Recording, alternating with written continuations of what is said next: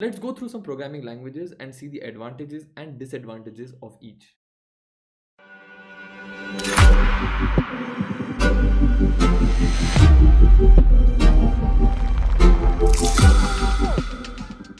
At Edyst, we deal with thousands of new programmers every year, and they all have the same question: which programming language should I learn? Let's go through some programming languages and see the advantages and disadvantages of each. Now, usually because of our college syllabus, many students start with C or C++. These are good languages. C or C++ is mainly used in places like operating system, web browsers, embedded systems, basically to make more system level software. However, the syntax can be a little bit confusing and many beginners struggle with it during the initial time.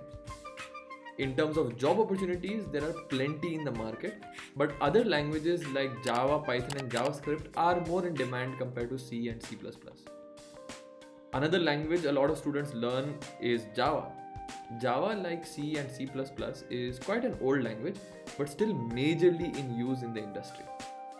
Java is used by a lot of financial institutions like banks, web developers for backend web development using frameworks like Spring Boot, and is also used for Android app development.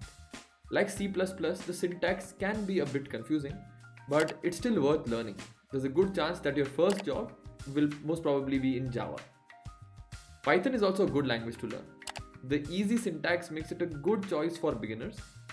With Python, you can enter fields like AI or machine learning, data science, backend web development.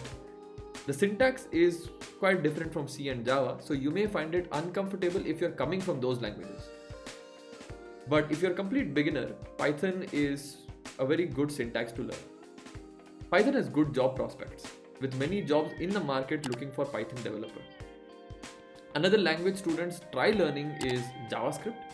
JavaScript's main uses are in web development. It can be used for both front-end and back-end web development. Since its use case is so specific, we generally advise students to learn JavaScript as a second language rather than the first programming language.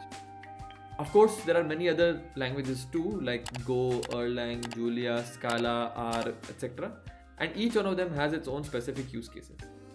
However, C and C++ or Java and Python are the best choices for a first programming language. I hope that was helpful to you. Let us know in the comments what you would like us to make videos on next time. Thanks and see you later.